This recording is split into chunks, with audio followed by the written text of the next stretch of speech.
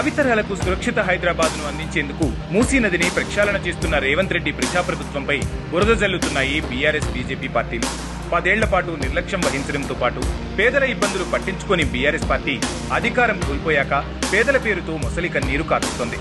ఇక బీఆర్ఎస్ తో అనైతిక ఒప్పందాలు చేసుకున్న బీజేపీ పార్టీ తెలంగాణ అభివృద్ధిని ఓర్వలేక అవాస్తవాలు ప్రచారం చేస్తోంది. అందులో భాగంగా సబర్మతి నది ప్రక్షాళనలో ఒక్క ఇల్లు కూడా తొలగించలేదని చెబుతోంది.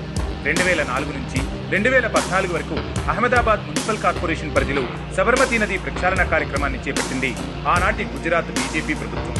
22 కిలోమీటర్ల మేర ఈ నదిని ప్రక్షాళన చేసింది. దాదాపు 1300 కోట్లతో ఈ పనులు జరిగాయి. ఇవే కాకుండా ప్రజలు స్వచ్ఛందంగా వచ్చి చెత్తను తొలగించారు.